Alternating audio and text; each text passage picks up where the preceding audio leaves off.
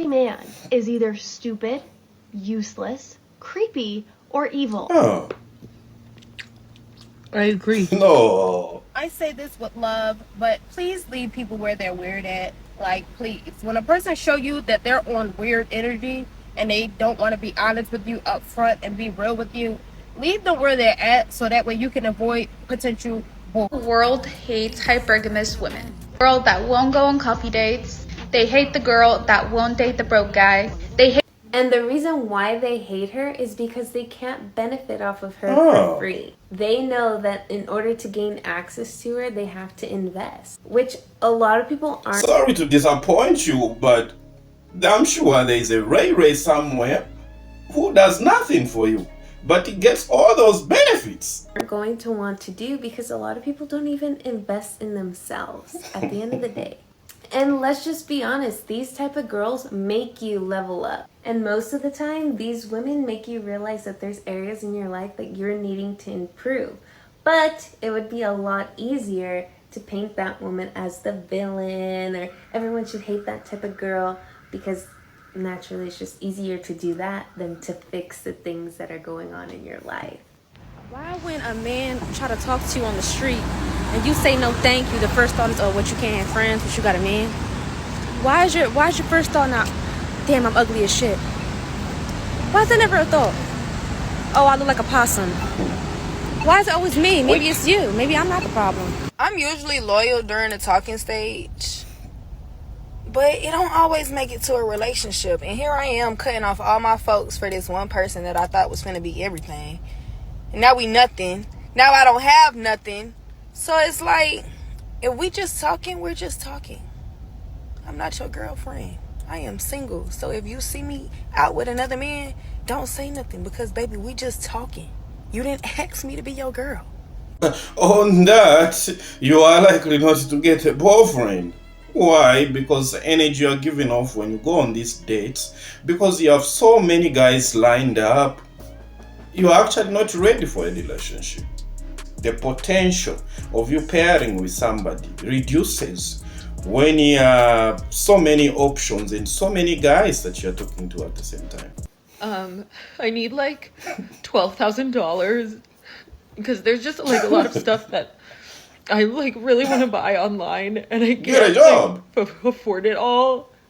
Okay, we seriously need to talk about the Passport Bros movement. If you haven't come across this term yet, it refers to a breed of men, mostly from the US and the UK, who roam countries in South America, Southeast Asia and Eastern Europe in search of traditional women. Why do they do that? Well, because they claim that Western women have been corrupted by feminism, have impossibly high standards, and aren't feminine enough.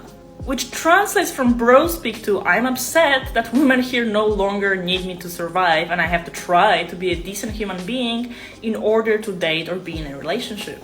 Now, as someone who was born and raised in one of the countries these passport bros consider to be a fairy tale land full of submissive and traditional women, I certainly have lots to say on this topic. And first of all, these men are hypocrites, because for all their talk about the importance of traditional values, they certainly don't have any themselves. Case in point, this is the most popular passport bro on this platform, who goes by the nickname of Digital Bromad.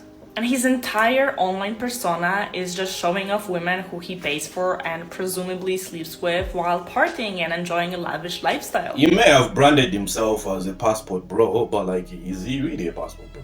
Like in your definition, you say that men that go overseas in foreign countries to look for wives. He's branded himself as a passport bro, but he's not a passport bro, because most of the passport bros, even the people that comment on my videos giving testimony now, like they meet their wives, these are guys who are married. They are married to foreign women. They are not there to have a good time. So on that one, you're wrong. And if you look at all the forums and pages and channels dedicated to the Passport Bro community, and yes, there is already plenty of them, you will find just more of the same. These men aren't interested in finding a traditional woman, they just fetishize, hypersexualize and stereotype women from developing countries and essentially leverage global economic inequality for their own personal gain. Which brings me to my next point. The term passport bro might be new, but this is hardly a new way of thinking. What you see right here is a part of an article published in GQ in the 1990s describing the Western man's fantasy of the Asian women. You can pause to read the whole thing, but it essentially implies that Asian women are fun and uncomplicated, and they don't insist on being treated like a person, which makes them perfect for a Western man tired with those angry feminists. Well, clearly not much has changed in the last 3 decades, because passport bros are once again reinforcing all these disgusting and reductive stereotypes that imply Asian women, but also South American women and Slavic women aren't people. No, in their eyes, we're just submissive and dutiful and always sexually available blow-up dolls. And obviously, this is all a pile of... You are the one saying that. You are the one saying that. To attack the passport bros. Unfortunately, it also leads to overprevalence of certain ethnicities in corn, the mail order bride industry, and large-scale sexual violence and exploitation. And yes, the existence of passport bros and the stereotypes they perpetuate contribute to all of that. My biggest fear is being a baby mama. Like, yeah, no, I can't. I'm gonna need a rock on my finger before you put a baby in my belly. Because I see it firsthand. Like, I just refuse to be right, where to go? No, we're having a baby. No, we're not. So a few weeks ago, a guy told me that I was too high maintenance, or too high maintenance for him. Because I have standards and I did not want to go on some low effort, low value date that he had planned. Actually, he didn't have anything planned. He wanted to go for like a coffee at dinner time. And I politely declined because I have standards. So he said, well, you're too high maintenance for me anyway. And I was okay with that because I know what I want and I'm not settling. And this is the message I'm projecting out to the universe. Like, I'm not settling, so I'm not going to go on a low effort, low value date when I know someone out there would happily meet my standards. And what do you know? The next guy that asked me out lives in a different city. And what did he do? He booked a flight, came to my city, booked a hotel in the nicest hotel in my city, spent 5 days here trying to get to know me, taking me out to nice restaurants, nice activities, just because he liked me. And this just shows why you should never settle for an option that you're not comfortable with and you're not happy with. And if someone calls you high maintenance because you don't want to settle, then so be it, because there is someone out there that would absolutely be happy to go above and beyond and meet any need that you have. It just becomes a matter of what you're okay to settle for. Oh, so the guy that flew in and was taking you to these expensive restaurants, are you dating him right now? Are you in a relationship?